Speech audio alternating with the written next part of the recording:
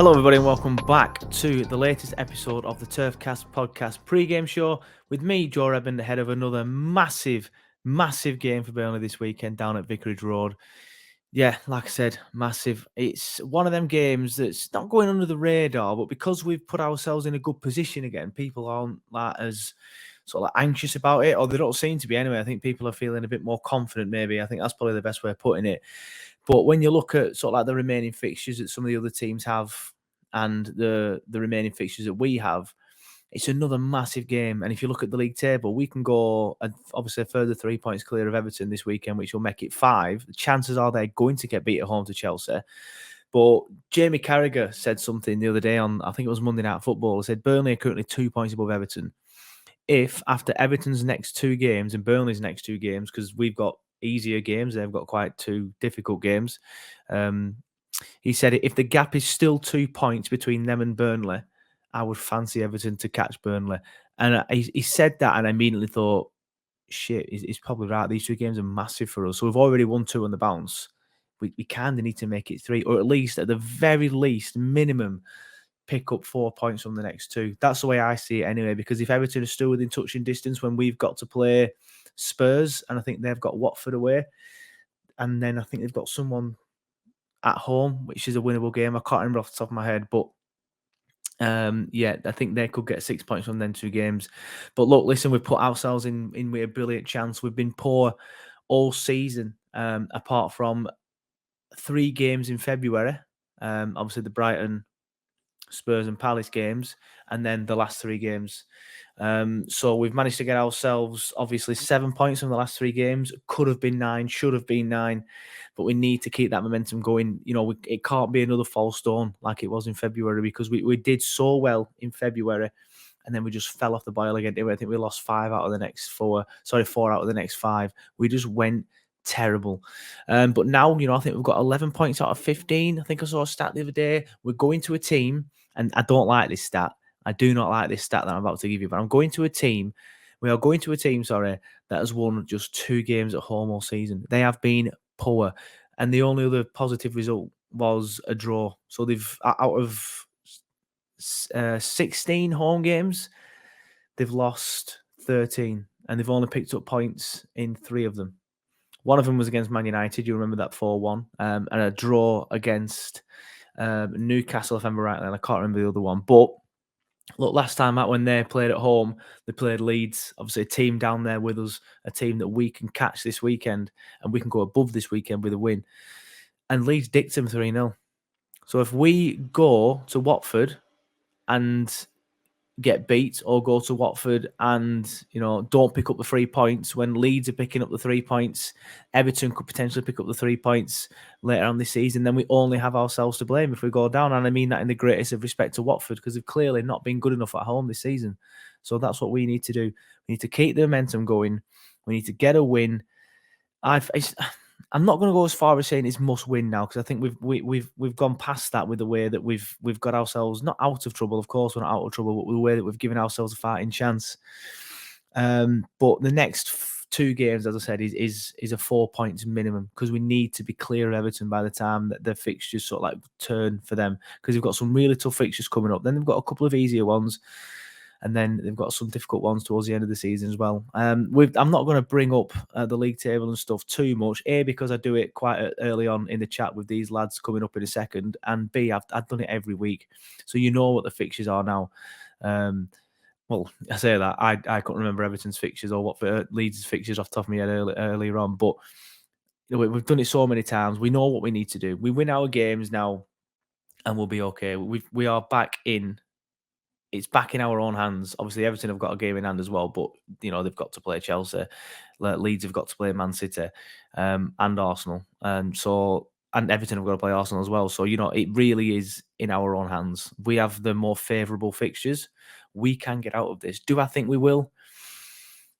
Ask me again after Saturday. Ask me again after Saturday. Like I said, we've given ourselves a brilliant. At least we're in the conversation now. We weren't in the conversation when we sacked Dyche. I remember a lad said at work, because I was in work the day after. A lad said at work, "Well, that's the bottom 3 done, isn't it?" And I felt obliged to agree. I'm like, yeah, I can't really see us getting out of it. But Jackson deserves a lot of credit. I don't think he's done too much. That's what he said himself. He hasn't done too much. The players have been saying he hasn't done too much. He's just given them the freedom and confidence, which is a lot of adjectives that the players use in interviews, to let them be themselves again. Again, I won't go too much into that because I went into that in the Wolves post-game show. If you do want to watch that, it's still on the YouTube channel. If you're listening on the podcast, of course, it's on the podcast app as well if you missed it. And also, I brought the match day vlog back. I don't know if you've missed it for whatever reason, or you're just a podcast listener and you don't really do things online in terms of the watching of our YouTube. But we brought a match day vlog back for the Wolves game, and of course, it ended up being a good day to bring the vlog back for. So if you do want to see that, please feel free to give it a shout, leave a like, leave a comment. And if you're watching this on YouTube as well, please leave a like, leave a comment. It helps the algorithm fantastically. And if you haven't subscribed yet, please do. We're on the road to 1,000 now. We've just gone past 900. So, not far to go now to 1,000. And 1,000 is the big milestone on YouTube. I say that the fact the 1,000 is where you can monetize the channel, but you get pennies when you've only got 1,000, and you need a certain amount of watch hours as well, which I don't think I have, to be fair. But the 1,000 is the goal at the minute. So if you could just give us a nudge along that road, that'd be fantastic. But we'll get into the show properly now. Then, of course, I've had some Watford fans on. That's always what we like to do on this show. Sometimes we don't manage to get some fans on, but this time, thankfully, we have. And these boys have been on the show before, and they were very, very, very well received the last time they were on. It's Justin and Carlos from the Do Not Scratch Your Eyes Watford podcast, and these lads are always very, very good value. And if you're thinking of turning off because maybe you thought, I can't really be bothered listening to some Watford lads, trust me, I went into this interview with them. Casual chat. I went into this casual chat with them kind of thinking, typical Burnley, we'll go somewhere like Watford and get beat after the perfect run we've just been on, a team that's only won twice all season, and we'll go there and get beat. It would just be typical of Burnley. But when you listen to what they say about their club over the next 20, 25 minutes, you will come away thinking, we can do this. And that's exactly what I did. I had a chat with these boys. They're great value. They're just a little bit depressed when it comes to the football club at the minute. But they'll make you think that Burnley can win this game. So let's get into it. And just like that, joining us from the Do Not Scratch Your Eyes, the Watford podcast and YouTube channel. You've met them before. They were everybody's favourite guests on the show so far this year. It's Carlos and Justin. How you doing, boys? You all right? We are good. Nice to know we were favourites. That's pretty cool. Yeah, well, no one's officially said my favourites, but there was so much positivity after you two were on it. Like, so many people, these Watford lads are class. So I just presumed. You're probably right. Away. You see, he gives and he takes away. Yeah. I'll take it, though. I'll take it. Yeah. I know it's probably something you don't want to do, lads, but we're going to have to do it. Let's talk about Watford. Let's talk about Watford, because it's when you last came on, Burnley Watford were very close, and up until recently, our recent upturn in form, we were very close as well. But now it does look like you are getting cut adrift. I'll just quickly bring the table on screen for those watching. Again, lads, feel free to look away if you want. Watford currently second bottom on 22 points after 33. Then come Everton, who played one game less on 29 points. And then Burnley in 17, 33 played 31. Then Leeds, who are still in it, I believe, on 33 and 34. And then Villa, potentially, probably not. They'd have to lose every single game between now and the end of the season. But last time you came on, boys, it was like, I think Hodgson had just been appointed.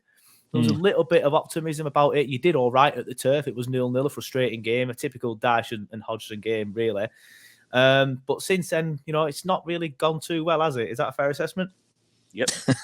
That's more than fair. Yeah. Yeah. It's been terrible. It's been absolutely terrible. Season to forget, really. And now I think the feeling amongst Watford fans is let's just cut it off. Let's just cut it off and go down. There's no kind of, we still might be able to win some games and stay up. Nobody wants that. Everyone just wants to, finish now. Can we just pack up and go home and let's start next season in the Championship? That's what I'm picking up. Yeah, I'll say this. I will happily give Burnley 3 points so that they stay up as long as Everton come down. I would love nothing more. I've seen a few Watford fans tweet that. I have seen a few Watford fans tweet that. Is there a weird hatred with Everton that I'm not aware of? Or is it just funny to see a big club just over the Marco Silva time when he was a manager at our club, and there was a big hoo-ha over that. and the fact that Everton fans think they're a massive club. So yeah, for me, mate. I've done it now. For me, not scratch your eyes. Send it to him. Yeah, we're down. You can just any team that plays like we do at home and doesn't get the results is always going to be in trouble. The fact that we've also stopped scoring goals and we're still conceding goals at the rate of knots we are, it's inevitable really for me that we're going to get relegated. And I think long term, it's actually the best thing that we can do is to go down and get a proper reset, because in our current format, I'm so tired and bored of watching us. And for me to say that, and I know Justin's the same. For me to say that it's awful. It's awful. It is bad. Is that on Hodgson, that? Or has it been like that pre-Hodgson as well? Not solely, no. But he hasn't really done much to change it, to be honest. I mean, he's kept a couple of clean sheets, to be fair. But the football's turgid. The players aren't interested. I think they're already on the beach, and I think they have been since Christmas, if I'm being honest. It's not solely on Roy, but he hasn't really endeared himself to the fans either. He's one of the least likable managers we've had for a long time, and we've had a lot of managers. No, he's not a fair assessment. Yeah, Carlos, you mentioned the home form. Yep. And I don't know if this stat is correct. I saw it on Twitter yesterday. I believe you lost 14 of 16 games at home this season. Yeah, we've won. Correct? Yeah, we've won 2 home games all season. The first game of the season against Villa, which on another day we would have lost, won that 3-2, although being 3-0 up. And then we beat a really poor Oli Golaszewska's Man United. I remember that. Yeah, as a second result. It's been on, and Justin doesn't undercut this. We did draw. We drew to Newcastle, but. For wins, when you're talking about staying up in a division and your home form for any club our size, include Burnley in that, your home form's so important, and we've just been nowhere near it this season. We've had. I'm tired of saying how many must-win games, and it's getting bandied around now down here. Burnley's a must-win. Is it bollocks? It's not must. We've had so many of them. It's not must-win. I generally, and I mean this, I hope Burnley win. And that's terrible for me to say. I hope Burnley win. I'm sure we can come to some sort of an agreement. Yeah, as long as Everton come down, I'm happy.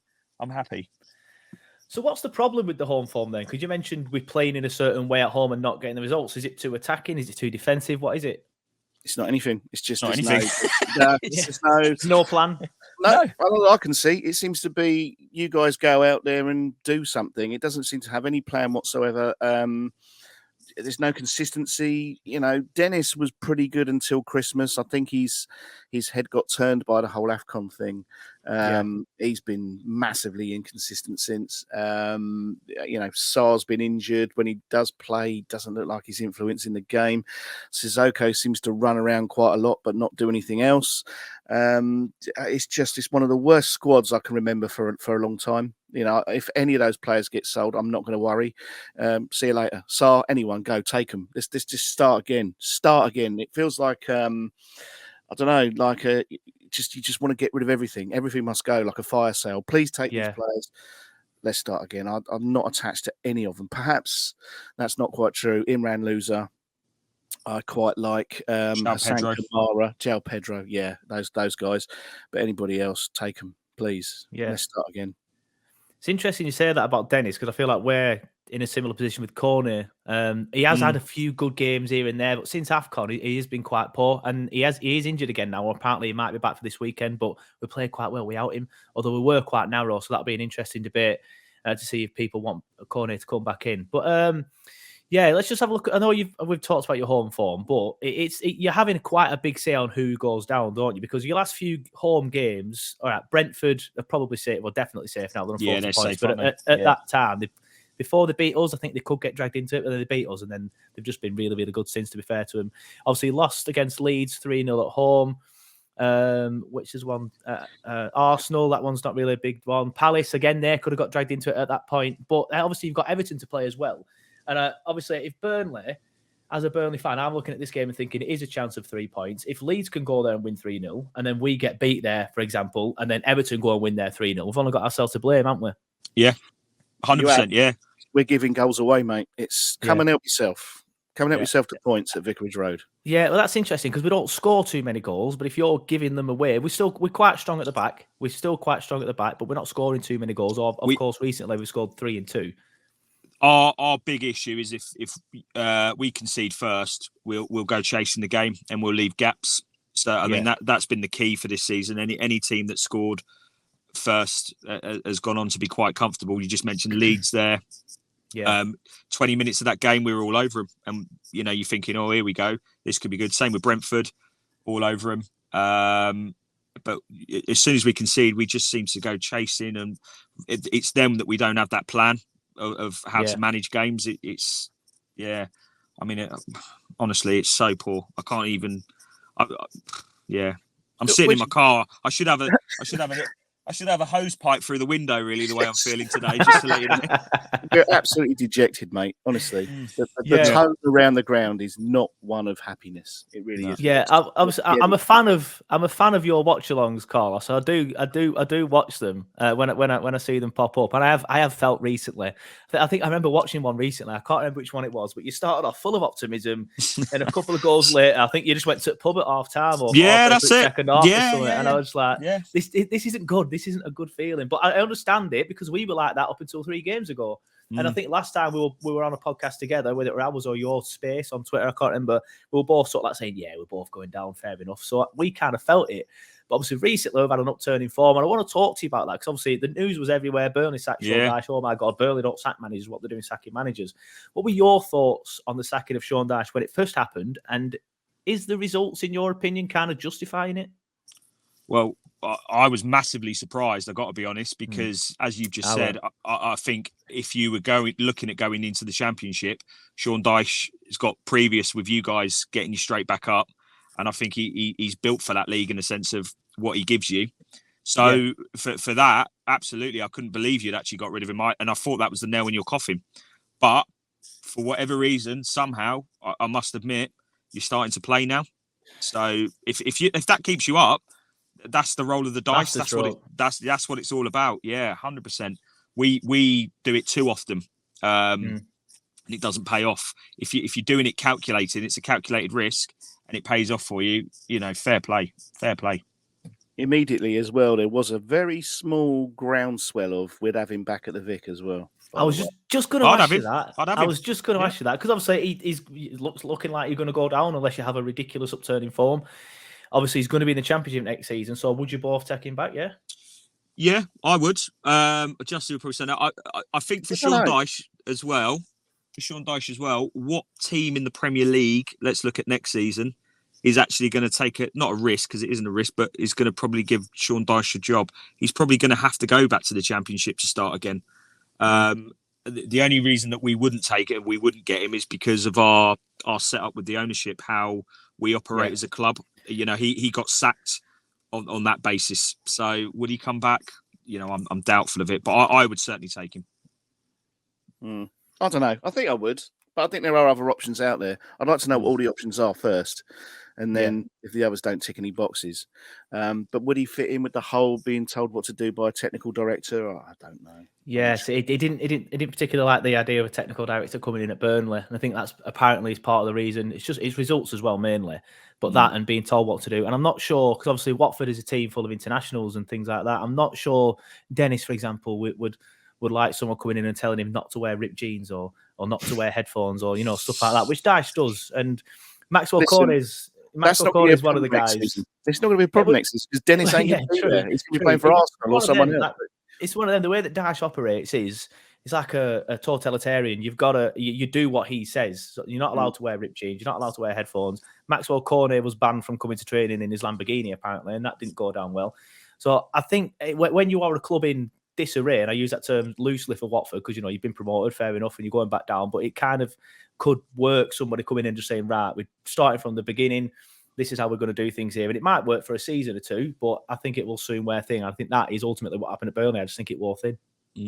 Someone needs to tell him. Someone needs to tell him. Yeah, I like that. I don't think there's enough of that about nowadays. No, honestly and truthfully, I quite like that.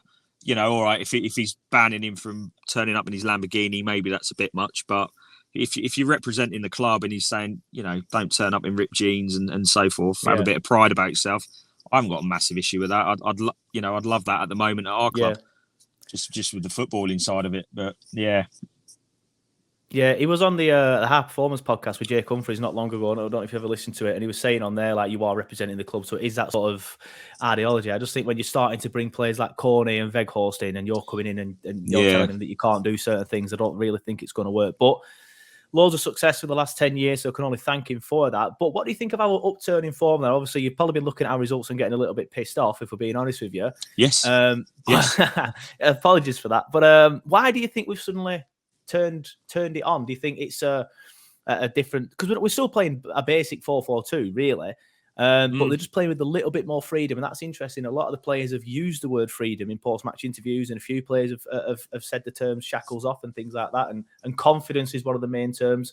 So it's interesting, isn't it? Why do you think we've suddenly turned it on? Well, you've probably got a new manager bounce, I'd have thought. That happens. We don't actually have the new manager yet. It's just the under-23s lad. I'm not sure what it is. A new voice at the top, maybe. Yeah. You know, that might be a new focus for them or something. We never seem to get a new manager bounce. We certainly didn't have it under Roy or Claudio. But yeah, apart from that, I have to say I don't really follow Burnley that much to know the inside track on it. You'd probably know better than I do on that. I think sometimes it's about galvanizing everyone and getting them all as a group. I think over a long season, especially with what it's felt like ages now. I think the AFCON thing didn't really help with that with us. But I think when you get everyone pulling in the same direction, finally, and Sean maybe leaving the club, they've all got together, all got in a huddle and said, look, we've still got an opportunity here. It's in our hands. Let's have a go. And sometimes when you kind of got that, you're not playing with that pressure because it's almost like it doesn't matter attitude. Yeah. Sometimes that's the best way. You see it sometimes when teams get relegated. They play with all those shackles off and they'll go and beat the team who's top.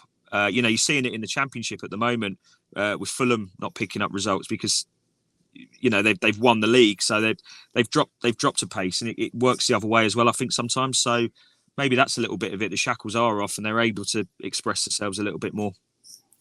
Yeah, fair enough. Does it make it difficult to know what to expect from Burnley this weekend? Because normally you go into a game against Burnley and you know what you're going to get. You're going to win. There you go. Listen, everybody that's turned up, bar 3, has won this season at Vicarage Road. You'll be getting the song "How Shit Must You Be" if we win at home. I'm telling you that much. Yeah. Well, honestly, I remember we were talking about how bad your defence was the last time you was on the show, and you hadn't kept a clean sheet all season, if I remember rightly. Yeah. Q Burnley giving you a clean sheet. What Burnley 0, Watford 0. And this is what worries me as a Burnley fan. I know Burnley fans, every fan says the same thing. If you want a record broken, invite Burnley to your ground. It's one of them, and I'm worried that now this stat is being banded around, that it might end up biting us on the arse. Yeah, I mean, it will mean so little to us if we win, though. I'm not being disrespectful to Burnley in any way whatsoever, but we're already resigned to relegation. So it's really not going to mean a lot to us if we win a game. We certainly won't be, celebrated. It'll just be, it'll be next week that we're relegated then. Yeah, I think we're probably 2 or 3 weeks too late if we started putting runs together. I mean, we've got the Burnley game, which is, on paper we should do something because we're at home, but we won't. Then we go, I think it's away to Palace. Again, can't see us getting much out of that one. And then Everton at home. So I think we're a couple of weeks too late. Yeah, it's 3 winnable games, though. They are. Palace are on the beach. Everton and Burnley are down there with you. Yeah, they are. For us to stay up would be not just a miracle. I mean, it is somebody walking on water. It would really be that. Talk about great escapes. It would be the greatest of escapes. And I just, from what I see week in and week out, there isn't enough togetherness in that team, enough quality in that team to get us over the line. So what I've gone for is the second ribbon, which is if we're going down, let's bring Everton with us. That's what my season now is resting on. The other thing as well is the only real recent spark of creativity. Cucho Hernandez is injured. He was the one that was kind of making a difference, and you thought, well, if we could keep him fit and if we can, thread the ball through to him, something might happen. But even that little lifeline's been cut off now as well. So it's like waiting for an operation or something. Yeah, he was quality against Southampton. You know, he was. Yeah, really. And do you know what? If we'd had him firing sort of mid-season, maybe there's would have been an opportunity for us there, but he just hasn't played enough games. He's been brought in too late. The management situation doesn't help that, because managers come in and go, right, who's who here? And it's almost like you're resetting again. So there's no consistency within it. And you guys might not know this from the Burnley side, but this very much feels, when we were relegated the last time from the Premier League, which was during the COVID situation, we did a similar thing, with regards to the management change, and this has got a very much same feel to it on how we're going down. We're going down with a bit of a whimper at the moment, but our director or our owners, whatever it is, just don't seem to be learning lessons, and they need to quickly. Yeah, fair enough. My next question was actually going to be any injuries or suspensions. Obviously, you've mentioned the lad there. Is there any more that we need to know about? Not that I can think of. No, I think everybody else is in. Just your most creative player that's injured then? Yes, just the only person that's been scoring goals recently. One glimmering light has been snuffed out. So now we're just watching players that have paid fortunes running around and not talking to each other and not passing to each other, and it's horrible to watch, honestly. I can't remember a season like that. I've been going since '85, and there have been some poor seasons, but this one is right at the top for a disconnection from the fans and the club, players that really don't seem very interested, results, home form, you name it, nothing has been positive about this season that I can give you off the top of my head, really. We can deal with relegation. We just can't deal with the thing that frustrates everyone is the performances and the manner in which we're being relegated. It's just nobody gives a toss, and at the end of the day, whether you're a Burnley fan, Man United fan, whatever, it doesn't. As a football fan, and you pay your money, you just want to see them try and give a bit and give us stuff, and we're not seeing that, and that's something that I don't remember seeing for a very long time. In fact, I've really struggled to look back at a group of players that have not give a shit as much as this lot. And that's the most frustrating and worrying thing for us. Yeah, fair enough. I do feel for you, because I felt the exact same way. At least this is positive, hey? This has been a nice positive chat. I like this. Yeah. Are we still your favourite guests? Yeah, we'll find out. You might be sending a few people south. We'll see. But like I said, I do feel for you, because like the Brentford game, I went down to that one and I felt the exact same. They didn't give a shit. They were okay, but there just weren't any fight in them. The Norwich game was the final straw for me. Going to Carroll Road and losing 2-0. And just being absolutely dreadful. And that, of course, was the final straw for Alan Pace. Obviously, Dyche got the sack not long after that. Yeah. But obviously, you're not feeling too positive. So I don't know if I should ask you this question next. Just do it. Predictions. Well, there you go. We'll lose, is my prediction. I don't know by how many, but we'll lose. I can't see. I mean, our home form is that bad. I just can't see us turning it on and even scoring. Never mind winning. Traditionally, we don't keep clean sheets, so you've definitely got. I mean, if you score first, you'll go on to win 2 or 3-1. I think we might get a goal, but I'll 2-1 to Burnley. When did we last score at home, Carl? Can you remember? Brentford. Oh, Brentford, and before that. Now you're asking. So there you go. I mean, we don't even score at home. Never mind win. It's just impossible. Yeah, fair enough. I have actually got your results on screen. I was going to say it's Arsenal. Arsenal, scored 2 against Arsenal. Early March, that was. Scored 2 against Arsenal. But lads, I came into this thinking, I'm worried about this, because some of your interviews from the players are coming out saying, it's last chance, we have to win. And like you said, some of the fact, like you said, it's been branded around, it's must win. I got a little bit worried when I saw that your players were fighting. Obviously, they're not going to come out and say, yeah, shit, we're not going down. We're going down. I was worried, but I'm feeling a lot better, lads. So it's propaganda, mate. It's propaganda from the club. Yeah, don't be. The media that comes out of that club, you might as well don't listen to it. Listen to us. We know what's going on. Do not scratch your eyes. Knows what's going on. Yeah. And you burn all the guys travelling down. Do not fear. Enjoy yourself. Have a lovely day out in Watford, and you'll take some 3 points home and some goals as well, I'm sure.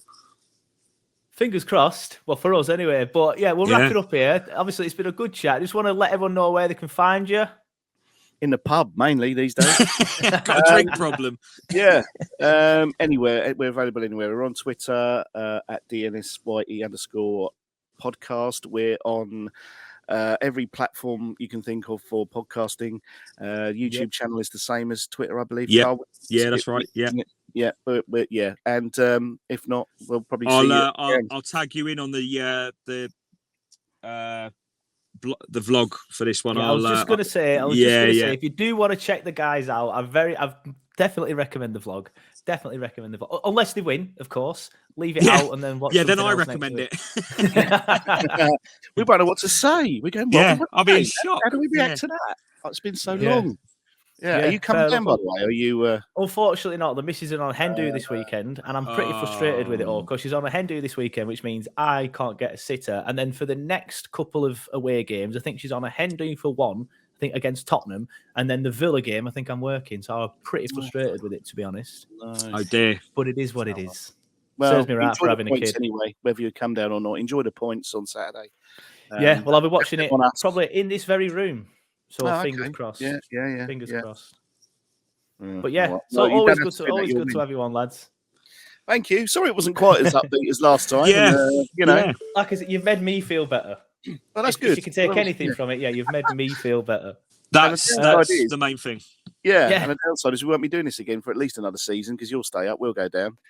Enjoy fingers crossed. I've just got to say before honestly, to the Burnley fans, I hope you do stay up because whatever happens, please, everyone say a prayer, do whatever you got to do. We have to get something together where Everton come down to the Championship. Cross your fingers, cross everything. Everton coming down, please. That'll cheer me up. I don't mind going down there. Yeah, Everton fans, send him your hate. Do not scratch your eyes. Yes, please. We do actually have an Everton fan that listens to this religiously, but that was because he liked Sean Dyche. I'm not sure he still listens anymore. Obviously, if he does listen, he'll hear this and he'll message me. But it's been mad. This weird, like Burnley were traditionally hated by everybody. It's like, get them out of the Premier League, small tin pot, play the shite way, get rid of them. Now all of a sudden, Everton are down there with us. Everyone's like, I want Burnley to stay up. Even Newcastle fans, they were giving us loads of shit after they signed Chris Wood and they got all this money. Now they want Everton to go down as well. I don't get that though, because that's what makes the Premier League the Premier League. That the bottom team on its day can beat the top team. That's what makes it so good. And without teams like Burnley, Watford, fucking idiots. I don't pay attention to keyboard. I'm going to say I bet Watford get it quite a bit as well. Probably not as much as us because we've been around for longer. Obviously. But we get the old Loanford and changing managers like we change underpants and all of that stuff. So. Yeah, fair enough. Well, it's been a good chat from my end, boys. I've enjoyed it. Thanks for coming on. Don't get me wrong. Yeah. Good. I've enjoyed it. I've vented. Yeah. Who knows? You might put a run together and we could send Everton and Leeds down together. And that would be lovely. Next year. That would be lovely. If that happens, I'm going to be doing the lottery. Yeah, fair enough. Well, it's been a good chat. Thanks for joining us, lads. No worries, mate. Anytime.